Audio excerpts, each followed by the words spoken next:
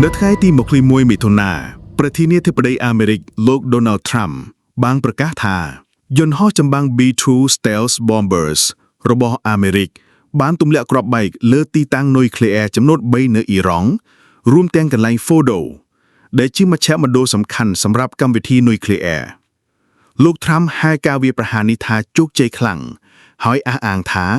យន្តហោះទាំងអស់បានត្រឡប់មកវិញដោយសុវត្ថិភាពនៅថ្ងៃទី21មិថុនាអ៊ីស្រាអែលបានបន្តវាយប្រហារលើទីក្រុងអ៊ីស្ហ្វាហានជាលើកទី2ដោយផ្ដោតលើកន្លែងផលិតសមាសធាតុនុយក្លេអ៊ែរកងទ័ពអ៊ីស្រាអែល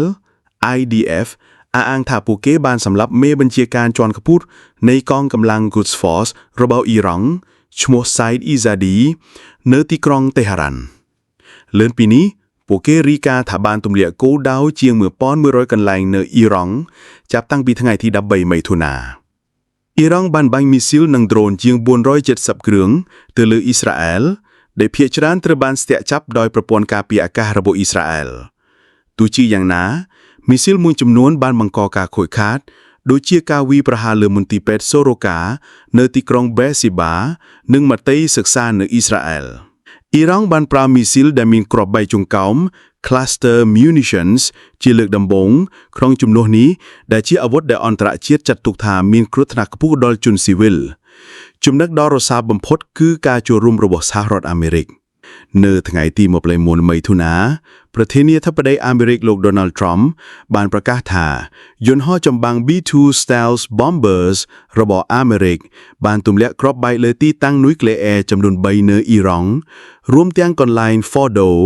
ដែលជាមជ្ឈមណ្ឌលសំខាន់សម្រាប់កម្មវិធីនុយក្លេអ៊ែរលោក Trump ហៅការវាយប្រហារនេះថាជោគជ័យខ្លាំងហើយអះអាងថាយន្តហោះទាំងអស់បានត្រឡប់មកវិញដោយសុវត្ថិភាព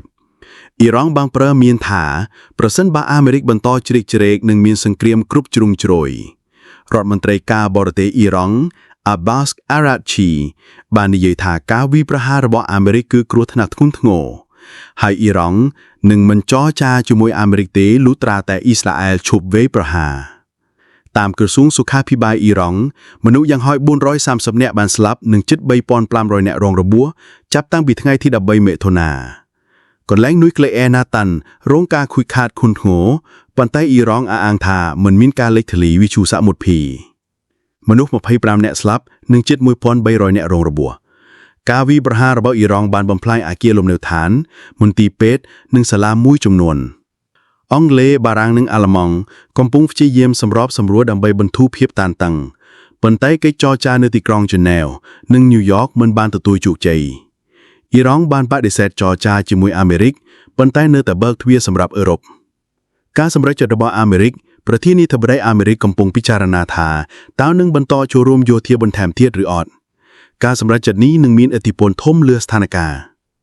សង្គ្រាមអ៊ីស្រាអែលអ៊ីរ៉ង់កំពុងស្ថិតនៅចំណុចក្តៅគគុកពិសេសបន្ទាប់ពីអាមេរិកចូលរួមវាយប្រហារលើទីតាំងនុយក្លេអ៊ែររបស់អ៊ីរ៉ង់ភាគីទាំងពីរមិនទាន់បង្ហាញសញ្ញានៃការថយក្រោយទេនិងការប្រួយប្រមែងពីសង្គ្រាមក្នុងតំបន់កាន់តែខ្លាំងឡើងចំណុចដ៏រសើបបំផុតគឺកម្មវិធីនុយក្លេអ៊ែរការប្រើអាវុធដូចជាគ្រាប់បែកចុងកោមនិងការពាក់ព័ន្ធរបស់មហាអំណាចដូចជាអាមេរិក